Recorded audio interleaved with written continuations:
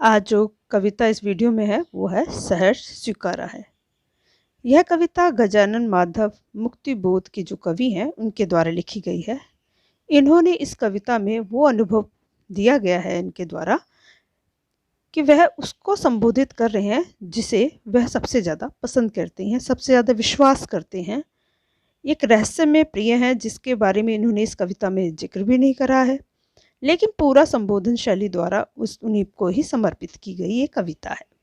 इसमें हम अपने किसी ईश्वर को भी मान सकते हैं, प्रेयसी को भी मान सकते हैं। मतलब कवि अपने माध्यम से जिसको कह रहे हैं वो इसमें इन्होंने दिखाया नहीं है, तो हम अपने माध्यम से उसे कवि के अनुसार ईश्वर या उनकी प्रेयसी या फिर उनकी पत्नी को मान सकते हैं।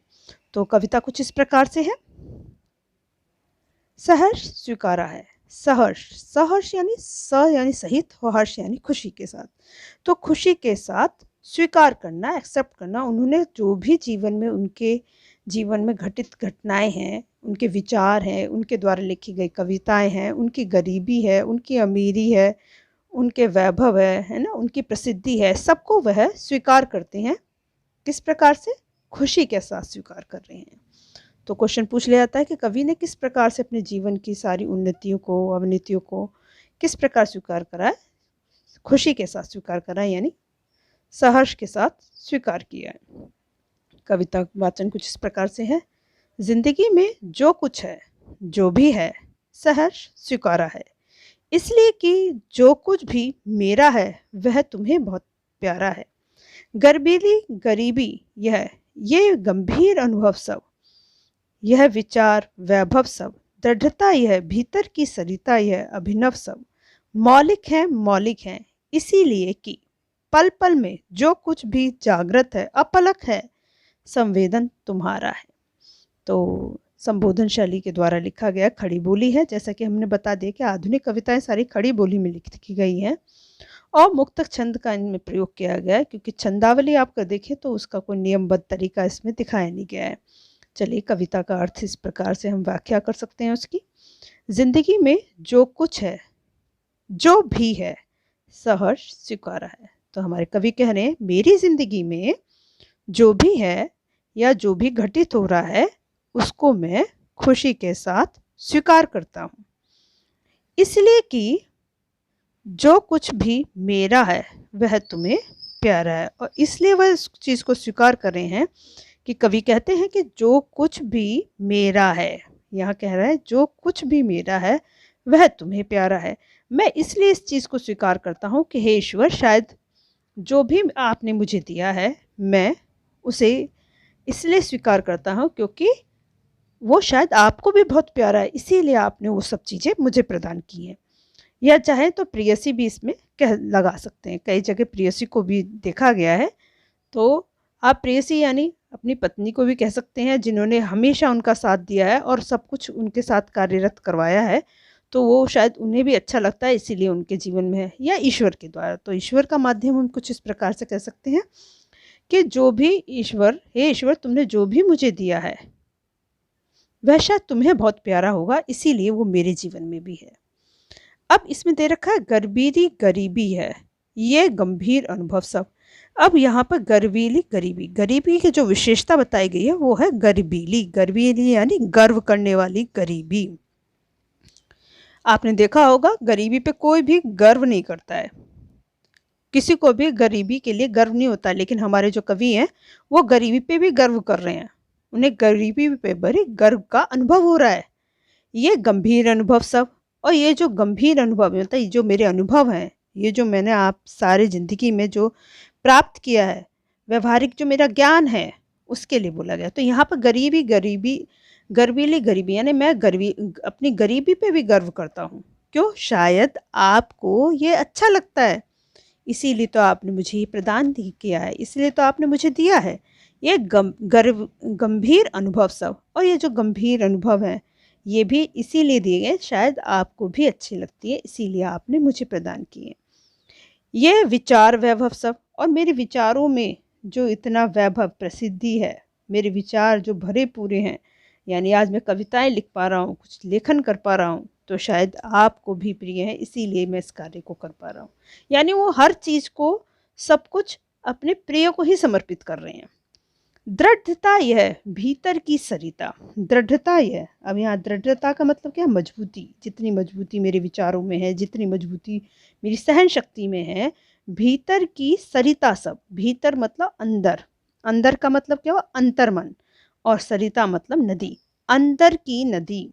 भीतर की सरिता का मतलब हो गया अंदर जो मेरे अनुभव की नदी है, या मेरे अंदर जो विचारों की नदी है, तरह तरह के विचार, अनुभूतियाँ, आंतरिक गहराइयाँ जो मेरे अंदर हैं, वह सब अभिनव सब, अभिनव सब मौलिक हैं, मौलिक हैं। अभिनव यानी नया, अभिनव होता है नया, नया सब जो है, जो भी मेरे अंदर नए नए विचार आते हैं, नई नई सरिताएं, सरिता होती है नदी, तो नदी, और भीतर यानी मन, मन रूपी नदी, मन रूपी नदी, यानी उसके बाद जो हमारे भाव हैं तरह तरह के, उसके लिए बोला गया है कि अंदर अंदर तरह तरह के विचारों का आना। अभिनव सब, नयापन, जो नई नई चीजें मैं सोचता रहता हूँ, मौलिक है, मौलिक है, मौलिक यानी वास्तविक है, नए हैं। इसीलिए कि पल पल में जो कुछ भी है जागृत है, अपलक है, संवेदन तुम्हारा है। तो वो क्या कह रहे हैं, ये जो नए नए अनुभव है, ऐसा क्यों है? मौलिकता का मूल कारण ये है, मेरे अंदर जो नए नए विचार आते हैं वो क्यों है? कि मेरे जीवन में जो भी गतिशील चेतना है, मेरे जीवन में जो भी गतिशील हो रहा है, जो प्रेरणाएं हैं, उपलब्धि हैं, उनमें तुम्हारा जो प्रेरणा कार्य है वो चल रहा है। यानी तुमने ही मुझे उस चीज़ की प्रेरणा दी है, तभी मैं इस कार्य को कर पा रहा हूँ। उन्हीं ने, उन्होंने जो प्रेरणा दी, उन्होंने का मतलब कौन है? मतलब किसको संबोधित? अपने प्रिय को। तुम ही ने मेरे व्यक्तित्व का निर्माण किया है, जो संवेदनाएं दी हैं, सब कुछ तुमने करा है, सब कुछ उन्हीं को समर्पित वो कर रही हैं। ठीक है, इसमें देखोगे आप कि जो गर्बीली गरीबी है, अब हम अगर अलंकारों का इसमें देखें तो गर्बीली गरीबी में ग ग का उच्चारण बार बार हो रहा है, तो अनुप्रास अलंकार है। भीतर की सरिता, और देखा जाए तो गर्बीली गरीबी, गरीबी की विशेषता भी बताई जा रही है। तो और भीतर की सरिता जो है वो एक प्रतीकात्मक रूप में बताया जा रहा है। इस सुंदरता को उसमें देखते हुए बहुत मौलिकता, प्रकाश अलंकार है, पल पल में मौलिकता की बार बार आवृत्ति की गई है। और देखा जाए मामा आ रहा है, हा आ रहा है, तो अनुप्रास अलंकार भी इसमें दिखाया जा रहा है। भीतर की सरिता एक प्रभाव दिखाते हुए लाक्षणिक प्रयोग किया गया है। रूपक अतिशयोक्ति है, रूपक अलंकार है, पर बढ़ा चढ़ाकर इसको बताया गया है। संबोधन शैली और आत्मीयता के ऊपर इन्होंने पूरा अच्छे से प्रदर्शन किया गया है। तो इस प्रकार से ये हमारे खड़ी बोली के द्वारा लिखा गई कविता और मुक्तक छंद है। संबोधन शैली ध्यान रखना, ये पूछा जाएगा कौन सी शैली में लिखा गया, तो संबोधन शैली में। चलो नेक्स्ट दे रखा है इसमें, जो दूसरा है आपका, जाने क्या रिश्ता है, जाने क्या नाता है, जितना भी उड़ेलता हूँ भर भर फिर आता है। दिल में क्या झरना है, मीठे पानी का स्रोता है, भीतर वह ऊपर तुम, मुस्कुराता चांद जो धरती पर रात भर, मुझ पर त्यों तुम्हारा खिलता वह चेहरा है। अब इसमें क्या दे रखा है? इसमें दे रखा है जाने क्या रिश्ता है। अब हमारे जो कवि हैं वो अपने प्रिय को, जिसे वो सबसे ज़्यादा संबोधित कर रहे हैं इस कविता में, जिसको वो अपना सब कुछ समर्पित करते हैं, और जीवन में इस तरह से उन्होंने उस अपने को स्वीकार कर लिया है कि वो खुद भी अपने आप को किसी भी पल में उनसे अलग नहीं कर पा रहे हैं। तो कवि कहते हैं कि मैं नहीं जानता कि मेरा और तुम्हारे बीच में, लिखा है ना, जाने क्या रिश्ता है, मेरे और तुम्हारे बीच में न जाने क्या रिश्ता है, क्या संबंध है, क्या नाता है, तो वो मैं नहीं जानता। जितना भी उड़ेलता हूँ, उड़ेलना यानी खाली करना, किसी चीज़ को के अंदर से सामान को निकाल के बाहर करना है, जैसे पानी निकालना है, कुछ भी आप इसको कह सकते हैं। तो जितना भी उड़ेलता हूँ यानी मन के विचारों को जितना भी मैं बाहर लाता हूँ, या जितना भी मैं अपने मन के विचारों को निकालता हूँ अपने मन मन से भर भर फिर आता है। भर भर फिर आना यानी जितना खाली कर रहे हैं चीज़ों को वो दोबारा से उतना ही भर जाना, मतलब स्थिति ऐसा ना होना कि खाली होना, यानी विचारों का विकास होना, विचारों की वृद्धि होना। तो कहने का तात्पर्य यह है कि हमारे जो कवि हैं वो कह रहे हैं कि तुम्हारे बीच में और हमारे बीच में जो स्नेह है, जो संबंध है, या एक दूसरे पर जो भरोसा है, जो नाता है, इतना मुझे नहीं पता कि इतना इतना अच्छा नाता है, इतना स्नेह है मेरे हृदय में।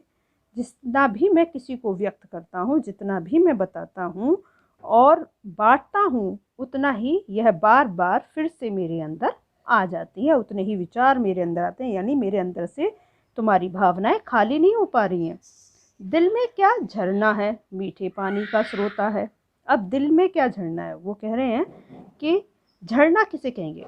झरना होता है लगातार पानी का बहना, ठीक है, जो गिरता रहता है, पानी के रूप में गिरता रहता है, ठीक है। तो वो कह रहे हैं मेरे हृदय में जो तुम्हारे प्रति जो प्रेम है वो एक झरना सा मालूम होता है, जो हर समय लगातार वर्षा करता रहता है। कौन सी वर्षा करता है? झरना किसकी? पानी के गिरने की वर्षा होती है। मीठे पानी का स्रोत है। यहाँ मीठे पानी से क्या तात्पर्य? यह मीठे पानी से तात्पर्य यह है स्नेह की वर्षा, प्यार की वर्षा, प्रेम की वर्षा। यानी हमेशा तुम्हारे लिए मेरी अच्छी भावना ही व्यक्त होती रहती है, मेरे हृदय में प्रेम ही उमड़ता रहता है, यानी मेरा हमेशा तुम पे विश्वास ही बना रहता है, या मेरे हृदय में बस तुम ही विराजमान हो, ठीक है। भीतर वह, ऊपर तुम। भीतर वह, भीतर तो तुम्हारे विराजमान, तुम्हारा क्या रहता है? विचार। ऊपर तुम, ऊपर तुम यानी ऊपर से तुम जो मेरे को दिखाई देती हो, तुम्हारा जो रूप मेरे को हर समय मेरी आंखों के सामने रहता है, वह किस प्रकार से लगता है? देखो इसमें दे रखा है, मुस्कुराता चांद जो धरती पर रात भर, मुझ पर त्यों तुम्हारा ही खिलता वह चेहरा है। तो कह रहे हैं कि मुस्कुराता चांद जो, अब ये एक अलंकार बताया जा रहा है इसमें, जो जिसे कहते हैं जो कौन से अलंकार में आता है? उत्प्रेक्षा अलंकार में, ठीक।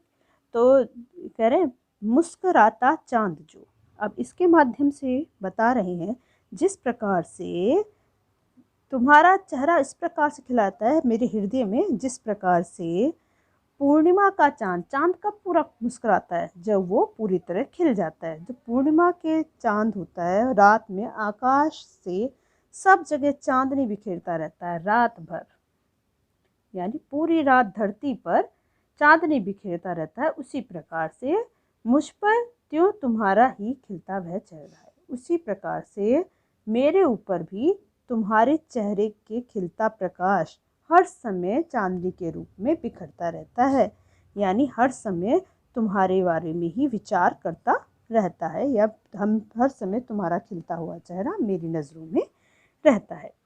तो इसमें देखा जाए तो श्रृंगार भाव भी आ रहा है, श्रृंगार रस भी आ रहा है।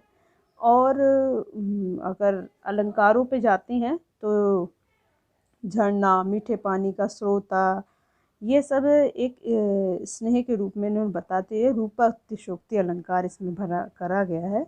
भर भर में पुनरुक्ति प्रकाश अलंकार, हम पुनरुक्ति प्रकाश अलंकार कह सकते हैं। और धरती पर रात भर में रा की आवृत्ति बार बार हुई है। देखिए यहाँ पर रा की आवृत्ति बार होती है, तो यहाँ पर हमारा आवृत्ति होने के कारण अनुप्रास अलंकार है। संबोधन शैली है। प्रश्नात्मकता व संदेह अलंकार का काव्य में प्रयोग किया गया, रहस्यात्मक दिखाया जा रहा है। प्रश्नात्मक अलंकार भी इसमें हम कह सकते हैं, पूरा प्रश्नों से इसमें भरा हुआ है। अब नेक्स्ट हमारा है खड़ी बोली है और मुक्तक छंद है।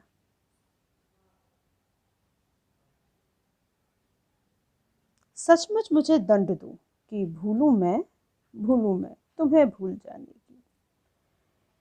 दक्षिण ध्रुव अंधकार अमावस्या, शरीर पर, चेहरे पर, अंतर में पालू में, झूलूं मैं उन्हीं में, उसी में नहा लूं मैं। इसलिए कि तुमसे ही प्रतिष्ठित आच्छादित रहने का रमणीय है, उजाला सहा नहीं जाता है।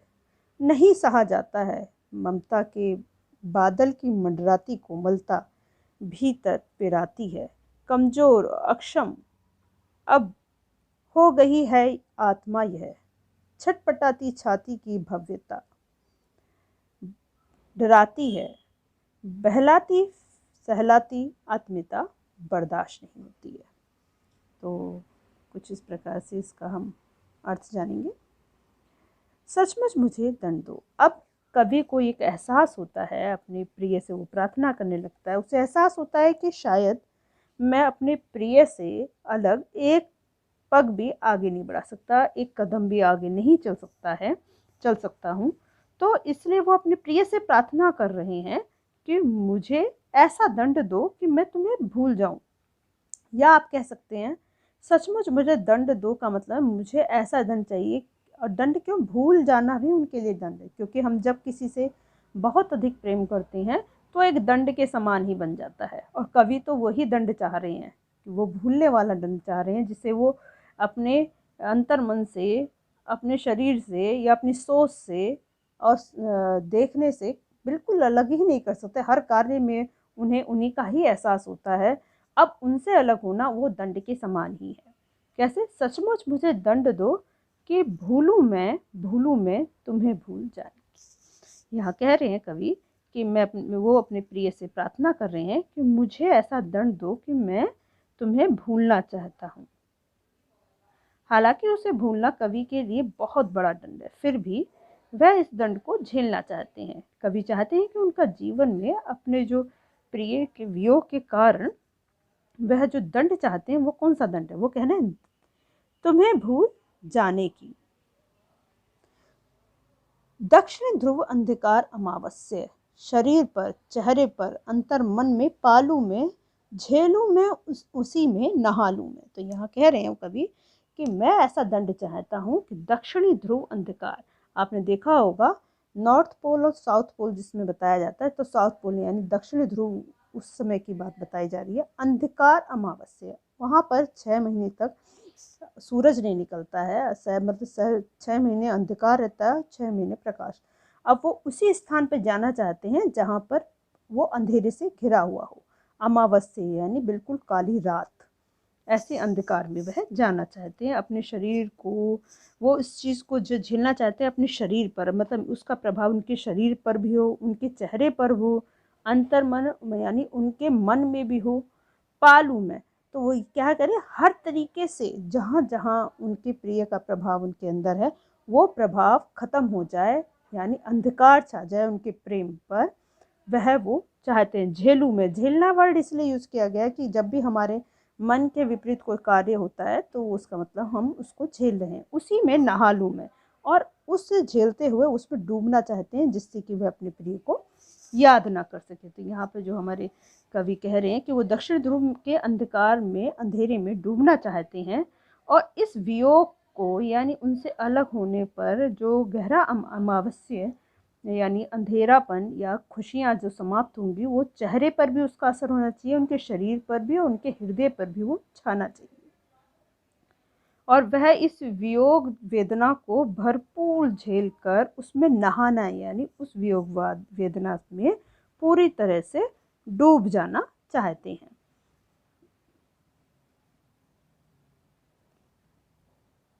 और ऐसा इसलिए क्यों चाहते हैं वो? क्योंकि वो इसलिए इस चीज़ को चाहते हैं, उन्हें ऐसा लगता है कि प्रेयसी के प्रभाव का असर इतना ज़्यादा उनके जीवन पे हो चुका है कि वह अब उनसे एक क्षण भी अलग नहीं रह सकते। इसलिए कि तुमसे ही परिवेष्टित, आच्छादित रहने का रमणीय यह उजाला अब सहा नहीं जाता है, नहीं सहा जाता है। और अर्थ क्या है? परिवेष्टित मतलब होता है परि यानी चारों तरफ, वेष्टित यानी चारों ओर से घिरा हुआ, चारों तरफ। आच्छादित, आच्छादित यानी छाया हुआ, जो चारों तरफ से तुमने मेरे को, तुम्हारी अच्छाइयों ने, तुम्हारी सारी बातों ने या तुम्हारे प्रभाव ने मेरे को घेर रखा है। रहने का रमणीय यह उजाला, रमणीय यानी रमणीय होता है रमना, सुंदर लगना, रमणीय यानी सुंदर लगना। यह उजाला सहा नहीं जाता है, मतलब तुमने जो, तुम्हारी यादों ने या तुम्हारे जो प्रभाव चारों तरफ से मेरे को घेर रखा है वह अब मेरे से सहा नहीं जा रहा है, नहीं सहा जाता है। अब ये दो लाइनों का एक देखिए बस थोड़ा उल्ट फेर है, इसका प्रभाव दिखाने की कोशिश की गई है। सहा नहीं जाता है, नहीं सहा जाता है, ये प्रभाव दिखा रहा है दोनों ही लाइन अपने आप में। क्या कह रहे हूँ, कहने का मतलब ये है कि जो वर्तमान जीवन की जो प्रेयसी है वो पूरी तरह से उनके ऊपर प्रभाव बनाए हुए है, पूरी तरह से उन्हें घेरे हुए है। उनके विचारों का प्रभाव कवि के ऊपर इतना ज़्यादा है कि वह पूरी तरह से उनके ऊपर छाया हुआ है। प्रिय के स्नेह का उजाला बहुत मनोहर है, यानी उसी में वो डूब चुके हैं, परंतु अब वह उजाला उनके जीवन में सहन नहीं हो पा रहा है, उनके लिए असहनीय बनता जा रहा है। मन में सदा प्रिय की ममता और बादलों से भरी जो उनकी अंदर भावनाएं हैं वो छाई रहती है, हर समय मंडराती रहती है, हर समय उनके चारों तरफ ही घूमती रहती है। कैसे? ममता के बादल की मंडराती कोमलता, ममता के बादल यानी प्यार स्नेह रूपी जो बादल हैं वो हमेशा उनको बादल को से तुलना करते के बादल की यानी उससे तुलना करते हुए बोल रहे हैं मंडराती कोमलता। मंडराती यानी चारों तरफ घूमती हुई कोमलता भीतर पिराती है, अंदर तक उसका प्रभाव है। कमजोर और अक्षम अब हो गई है आत्मा, ये अब उनका जो आत्मा है उन्हें ऐसा लगता है इतना ज़्यादा प्रभाव हो गया कि उन्हें अपने में और उनमें कोई अंतर महसूस नहीं हो रहा, तो उन्हें ऐसा लग रहा है कि उस पर मेरे आत्मा का भी प्रभाव है। आत्मा यह छटपटाती छाती की भव्यता डराती है। भव्यता यानी भवित्वता, विभवित्वता यानी भवि यानी भविष्य की और आने वाली आशंका, भविष्य में होने वाली जो बातें हैं, आने वाला जो समय है, जब उसके बारे में हमारे कवि सोचते हैं तो वो डरती है। उन्हें वो अंदर तक हिला देता है कि मैं जो एक पल भी एक क्षण भी इनसे अलग कुछ सोच नहीं पा रहे तो मैं भविष्य में उनके बिना कैसे रह पाऊँगा। यानी मैं इतना ज़्यादा उन पर समर्पित हो चुका हूँ, इतना ज़्यादा उन्हीं के बारे में से ही मेरे जीवन आगे बढ़ता है, उनके बारे में सोचने के बाद ही, तो मैं भविष्य में अपने कार्यों को किस प्रकार करूँगा। बहलाती सहलाती आत्मीयता, बहलाती यानी मन को प्रसन्न करती है, सहलाती यानी जब हमें कुछ दर्द होता है, दुख होता है तो दर्द को कम करना, सहलाना। आत्मीयता, आत्मीयता ना अपनापन और बर्दाश्त होना, बर्दाश्त यानी सहना। तो उनके द्वारा जो दी गई बहलाती यानी मन को प्रसन्न करने वाली, दुख दर्द में भी जो हमारे साथ प्रभाव दिखाने वाली, और आत्मीयता अंदर अंतर मन। तो इसका देखा जाए तो क्या कह रहे हैं कि यद्यपि कवि जो हमारे प्रिय हैं वो स्नेह का उजाला बहुत मनोहर है, परंतु यह उजाला उनके मन के लिए असहनीय इसलिए हो पा रहा है, इसलिए होता जा रहा है क्योंकि उनके मन में सदा प्रिय के प्रति बादल के रूप में उनका ममता, उनका प्रेम मंडराता रहता है या छाया रहता है।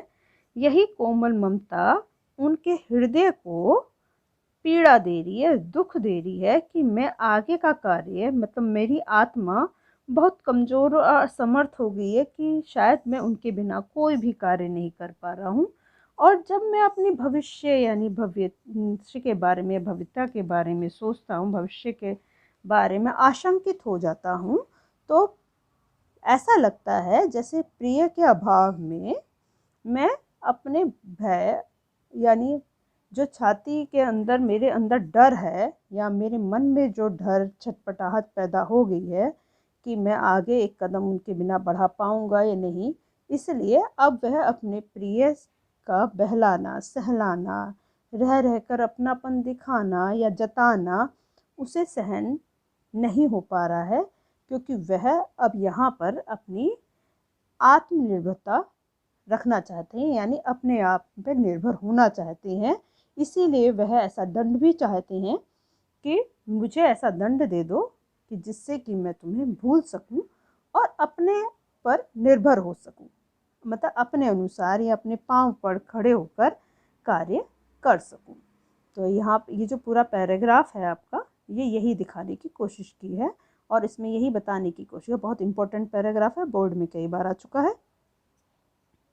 अगर इसमें हम इसके काव्य सौंदर्य पर नज़र डालते हैं तो उसके अनुसार पहला संबोधन शैली है, जैसा कि हम बताते आ रहे हैं शुरू से ही। अब ममता के बादल जैसे आया था, मैंने कहा ममता रूपी बादल, यानी रूपक अलंकार इसमें दिया गया है। और अ, हम देखेंगे तो अंधकार अमावस्या, यह भी रूपक अलंकार के रूप में ही प्रस्तुत किया गया है। एक मिनट, ये अंधकार और अमावस्या जो है यह भी आपका रूपक अलंकार के रूप में प्रस्तुत किया गया है। अब अनुप्रास अलंकार की तो इसमें छटा बिखरी हुई है। जैसे हम कह सकते हैं कि चेहरे पर अंतर्मन में पालू में, ये रा का उच्चारण बार बार आ रहा है। आगे देखेंगे तो शरीर पर, चेहरे पर, हाँ रा का उच्चारण ये हो गया। आगे हम ये है मडराती आया था इसमें करके, बहलाती सहलाती आत्मीयता, ये भी आपका अनुप्रास अलंकार के रूप में है। ममता के बादल की मडराती कोमलता, मामा, अनुप्रास अलंकार की आवृत्ति इसमें माँ की आवृत्ति बार बार दिखाई गई है। तो इस प्रकार से इसमें तुकबंदी भी है, छंद भी इसमें अच्छे दे रखे हैं, और शब्दों का प्रभाव दिखाने के लिए, असर दिखाने के लिए उन्होंने हेर फेर करते हुए उसका प्रभाव दिखाने की कोशिश की है। तो नेक्स्ट आपका है, इसमें एक पैराग्राफ और है लास्ट, क्योंकि वो जो सोच रहे हैं, अभी तक वो दंड मांग रहे थे, अब आगे के जो है, सचमुच मुझे दंड दो कि हो जाऊं पाताले अंधेरे की गुफाओं में, विवरों में, धुएं के बादलों में, बिल्कुल मैं लापता, लापता कि वहां भी तो तुम्हारा ही सहारा है, इसलिए कि जो कुछ भी मेरा है, या मेरा जो होता सा लगता है, होता सा संभव है, सभी वह तुम्हारी ही कारणों के कार्य का घेरा है। कार्य का वैभव है। अब तक तो जिंदगी में जो कुछ था, जो कुछ है, सहर्ष स्वीकारा है, इसलिए कि जो कुछ भी मेरा है वह तुम्हें प्यारा है। अब क्या होता है कि अभी वो दंड चाहते हैं, थोड़ा अलग होना चाहते हैं, लेकिन जो इतना प्रिय से जुड़ा हुआ है वो कैसे अलग हो सकता है। उन्हें तो वहां पर भी उसी के दर्शन होते हैं, उस दुख में भी उसी के दर्शन होते हैं। कैसे? सचमुच मुझे दंड दो कि हो जाऊं पाताली अंधेरी की गुफाओं में, विवरों में। अब इसमें देखो, दंड दो, विवर होते हैं, विवर होते हैं जो बिल होते हैं, बिल कह दो या सुरंग कह दो, जो गहराई तक, अंदर तक खुदी रहती हैं। और पाताली यानी धरती के भीतर, धरती के भीतर जो सुरंग, जैसे आप मान सकते हो खदानें होती हैं, सोने की खदानें निकालना या कोयला खान, इसको हम विवर बोल सकते हैं। ठीक, अब क्या दे रखा है इन्होंने, इन्होंने कहा है कि सचमुच मुझे दंड दो कि हो जाऊं पाताले अंधेरे की गुफाओं में, विवरों में। तो हे प्रिय, या हमारे कवि कह रहे हैं हे ईश्वर, हे प्रिय, तुम सचमुच मुझे दंड दो, ऐसा दंड मुझे दो कि मैं पाताल की अंधेरी गुफाओं में, भीषण सुरंगों में, जहाँ पर बिल्कुल अंधकार हो, ऐसी सुरंग, क्योंकि सुरंगों में बहुत अंधकार होता है, और जो अंधकार की तुलना उन्होंने की है वह धुएं के बादलों में, बिल्कुल मैं लापता, कि मुझे ऐसा दंड दो कि पहला दंड उन्होंने मांगा था बाहर दक्षिण ध्रुव में, अब दूसरा दंड जो मांग रहे हैं वो क्या कह रहे हैं कि मैं पाताल में या धरती के भीतर सुरंगों में, और बिल्कुल लापता, कैसे? जैसे धुएं के बादल होते हैं वैसे लापता हो जाऊं, लापता कि वहां भी तो तुम्हारा ही सहारा है। अब जो इतना ज़्यादा जुड़ा हुआ है ईश्वर रूप से या अपने प्रेम से इतना जुड़ा हुआ है, तो उसे वहां पर भी उन्हें ऐसा लगता है कि वो उन्हीं का ही सहारा बन रही हैं या बन रही हैं। तो लापता कि वहां भी तो तुम्हारा ही सहारा है। लास्ट में जो घूम कर आते हैं कि मेरे जीवन में तुम धुआं, घुटन भर कर मैं सब चीज़ों को समाप्त कर दूं, अकेलेपन की पीड़ा को झेलूं, लेकिन अचानक से या उनके अंतर्मन में क्या सवाल आता है कि मैं उस अकेलेपन में, लापता की स्थिति में भी प्रसन्न रहूंगा। क्यों? क्योंकि मुझे वहाँ भी तो तुम्हारा ही सहारा है, यानी मैं तो उस स्थिति में भी तुम्ही को ही मान रहा हूँ, तुम्हें ही उपस्थित मान रहा हूँ, वहाँ भी तुम्हारी यादें मेरा पीछा नहीं छोड़ेगी या मेरा सहारा बनेंगी। इसलिए कि जो कुछ भी मेरा है या मेरा जो होता सा लगता है, होता सा संभव है, उन्हें लगता है, इसलिए क्यों? क्योंकि या मेरा जो होता सा लगता है, यानी वो कह रही हैं कि प्रिय, मैं अकेलेपन में भी तुम्हें याद कर रहा हूँ, क्योंकि वहाँ पर भी मैं प्रसन्न हूँ और मेरा विश्वास है कि जो कुछ भी मेरा है, अगर मैं अंधेरे में उस कष्ट में झेल रहा हूँ, वो भी तो तुम्हारा ही है, उसकी सत्ता भी तो तुम्हारी ही है, तुम्हारी ही स्थितियाँ हैं ऐसी, जो मेरी जो स्थितियाँ हैं वो तुम्हारा ही कारण है, मेरी जो उन्नति है, मेरी जो अवनति है, वो सब संभावनाएं तुम्हारी है। तो मेरे को वहाँ पर तुम्हारा ही संभव होता हुआ नजर आया कि तुम वहाँ पर भी मेरे साथ हो। सभी वह तुम्हारे ही कारण है, कारणों के कार्यों का घेरा है, कार्यों का वैभव है। और वैभव यहाँ आ गया प्रसिद्धि, मतलब जो भी तुम्हारी जो अच्छाइयाँ हैं, तुम्हारी प्रसिद्धियाँ हैं, जो मेरी प्रसिद्धियाँ हैं वो तुम्हारी हैं। तो मुझे ऐसा लगता है कि अब भी मैं तुम्हारे साथ ही घिरा हुआ हूँ। अब तक जो ज़िंदगी में जो कुछ था, जो कुछ है मेरी ज़िंदगी में, प्रिय, जैसी मेरी ज़िंदगी चल रही है, संचालित हो रही है, इस समय भी और आने वाले समय में भी कार्यों का जो होना है, देखो इसमें दे रखा है, अब तक जो जिंदगी में जो कुछ था, जो कुछ यानी अभी तक जो था, और जो कुछ है इस समय, वर्तमान समय में भी जो कुछ भी है, सहर्ष से स्वीकारा है मैंने, पूरी तरह से खुशी के साथ स्वीकार किया है। इसलिए कि जो कुछ भी मेरा है वह तुम्हें प्यारा है, और यह मैंने इसलिए स्वीकार करा है कि जो कुछ मेरा है वह तुम्हें अच्छा लगता है, इसी कारण ही मैंने उसे स्वीकार करा है। और मैं तुम्हारी इस प्रेरणा के कारण मेरा जीवन बना और बिगड़ा है, यानी पूरी तरह से उन्होंने संबोधन शैली में उन्हें समर्पित कर दिया है कि हे प्रिय, मेरे जीवन में जो कुछ भी अब है, था, पहले था, उसे मैं प्रसन्नतापूर्वक इसलिए स्वीकार करता हूँ क्योंकि तुमने मेरे सुखद और दुखद सभी स्थितियों को अपना मान कर प्यार किया है, अपना समझ कर प्यार किया है। मेरे पूरे जीवन में तुम्हारा प्रभाव ही दिखाई देता है, पूरा जीवन तुमसे ही जुड़ा हुआ मुझे नज़र आता है।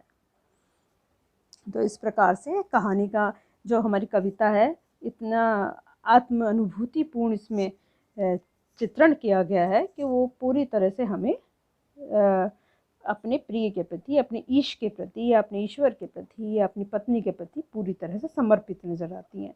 और संस्कृत निष्ठ बोली भी कह सकते हैं, कैसे? जैसे जिंदगी, प्यारा, ऐसे शब्द इस प्रकार से। तो धारा प्रभाव देखेंगे शैली में तो इसमें बहुत सारे अल्प विराम, कौमा, है ना, पूर्ण विराम, इस विस्मय बोधक चिन्हों का प्रयोग किया गया है। इस प्रकार से इसका अर्थ समाप्त होता है। अब इसके प्रश्न उत्तर हम नेक्स्ट वीडियो में लेके आएंगे।